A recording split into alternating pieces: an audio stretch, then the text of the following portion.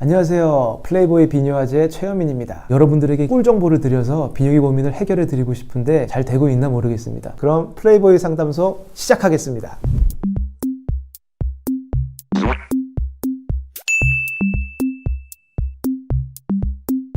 정자의 거의 한 99%는 전립선과 정낭에서 만들어지는 거고요.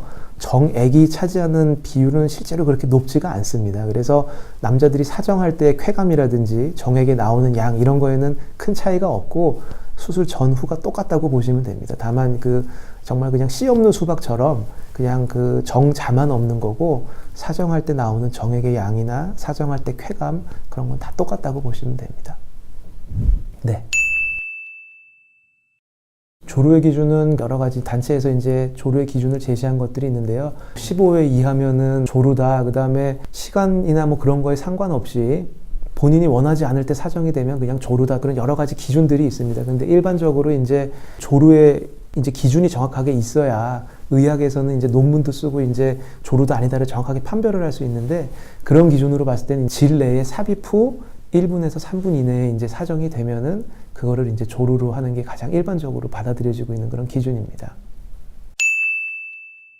약을 먹으면 조금 좋아지죠. 여러 가지 이제 약들이 있는데 그중에 이제 뇌에 작용하는 이제 항불안제 약들이 있습니다. 그래서 이런 약들이 이제 어떻게 발견이 되었냐면 불안 장애를 호소하는 환자들한테 이제 뇌에 이제 세로토닌이라는 그런 수용체에 작용하는 약을 먹였더니 환자들이 사정을 못 하는 거예요.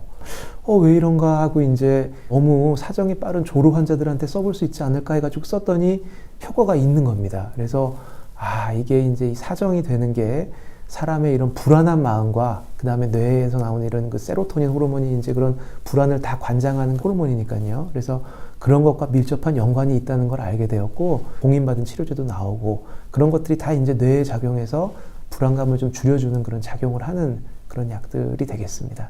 그리고 또 음경, 귀두 자체에 이제 발라서 국소적인 이런 감각을 좀 둔화시켜서 성관계 시간을 실제로 길게 해주는 이런 약도 있습니다. 그래서 비뇨기과에 오시게 되면은 귀두의 감각 자체가 얼마나 예민한지 측정하는 기구가 있습니다. 그래서 귀두 감각 자체가 예민한 분들은 그 귀두의 감각을 좀 낮춰줄 수 있는 그런 국소적인 치료, 뭐 약물을 바른다든지 콘돔을 뭐 2장씩 사용하고 이런 것도 이제 귀두의 그런 감각을 좀 둔화시킬 수 있겠죠.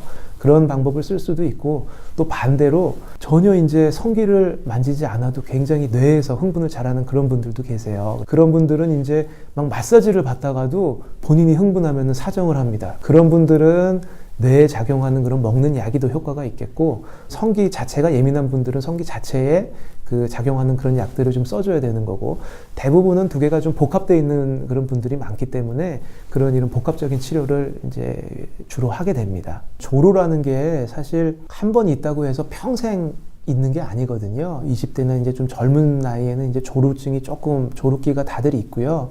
그리고 40대, 50대 이제 좀 중반으로 가면은 조루기가 좀 없어졌다가 또 다시 이제 60대, 70대 나이가 많아지면은 다시 또 좀 조루가 생기게 돼요. 그래서 그런 것들을 이제 너무 과격하게 수술이나 시술로 치료하는 것도 또 옵션이 될 수는 있지만 일단 약물 치료를 먼저 해보고 효과가 있으면은 그런 약물 치료를 좀 하는 게 좋을 것 같습니다. 네.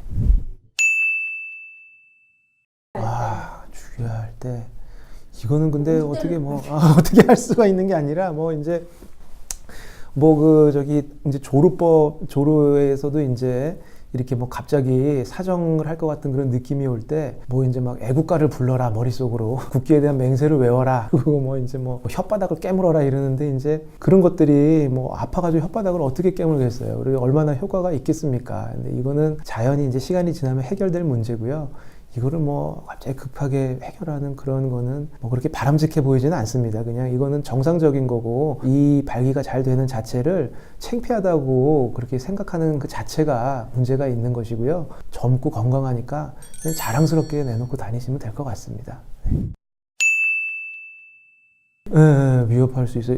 여자의 질염도 이제 그게 전파돼서요. 자궁 쪽의 염증이나 이런 골반염으로 진행을 할 수가 있거든요. 난소 쪽으로도 염증이 퍼지고 골반으로 이제 염증이 퍼지게 되면 그것 또한 굉장히 위험하고 약을 써도 이제 골반 염증이 조절이 안 되면 수술로써 그런 염증들을 제거해야 될 수도 있고 그것도 또 굉장히 위험한 병입니다. 그러니까 단순히 질염, 그 다음에 뭐 남성에서의 요도염 이런 것들은 이제 항생제 치료를 하면 쉽게 좋아지는데 춥고 오한이 들고 이런 것들은 이제 굉장히 균이 많이 침투되고 전파되고 병 자체가 깊어진 그런 사인이거든요. 그래서 그런 것들은 적절한 시기에 적절한 이런 항생제를 써주지 않으면은 굉장히 위험할 수 있습니다. 여성에서의 그 골반염도 그런 마찬가지입니다.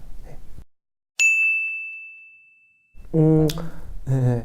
꼭 그렇지는 않습니다. 이제 여성에서 질염을 일으키는 균들 중에 대표적으로 이제 뭐 가드넬라라든지 뭐 캔디다균 이런 곰팡이균들 이런 것들은 성전파성 질환으로 보지를 않습니다. 그래서 그런 균이 나왔다고 해도 성관계 파트너를 치료하라 이렇게 되어 있지가 않아요. 교과서적으로. 그리고 다른 그 균들 중에 뭐 임질이라든지 클라미디아 이런 균들은 이제 질염과 자궁 경부의 염증을 같이 일으킬 수 있는데 그런 균들은 반드시 그 성관계 파트너를 검사도 해보고 치료를 해야 되는 걸로 되어 있고 또 요즘 이제 그 PCR 검사가 굉장히 보험이 되고 대중화되면서 예전에는 이제 찾지 못했던 그런 균들을 다 이제 찾아내가지고 치료를 하고 있습니다. 그래서 PCR 검사에 나오는 그런 균들 그런 것들 중에 이제 성접촉으로 전파는 되지만 남성에서 이제 뭐 정상 상재균으로 있을 수도 있고 또 이제 많이 증식할 경우에 문제를 일으킬 수도 있고 그렇기 때문에 그런 특수한 경우에서 문제를 일으킬 찬스가 있는 그런 균들은 그 발견 즉시 이제 좀 치료를 하는 게 그렇게 좋겠습니다. 반드시 성관계를 통해서 옮는 건 아니고요.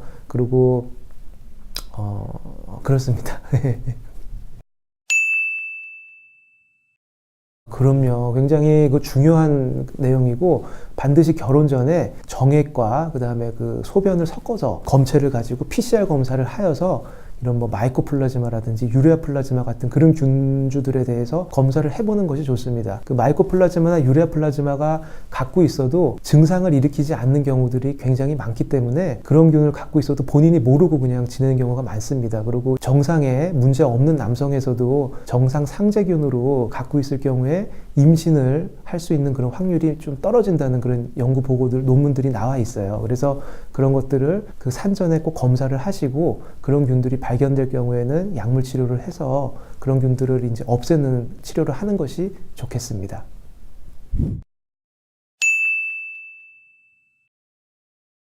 요새는 이런 부분에 대해서 인식들이 좋아져서요. 산전에 찾아오는 분들이 굉장히 많습니다. 남자도 그렇고 여자도 그렇고 뭐 6개월이나 1년에 한 번씩 주기적으로 와서 특별한 증상 없이도 검사 받아보시는 분들도 많이 계시고 임신을 하기 전에는 남자도 그렇고 여자도 그렇고 몸이 서로 다 이제 깨끗하고 완벽한 상태에서 아기를 갖는 것이 태아의 건강에도 좋다고 생각을 하기 때문에 이런 검사들이 굉장히 이제 필요성이 부각되고 사람들의 인식도 개선이 돼서 많이 찾아오시는 것 같습니다.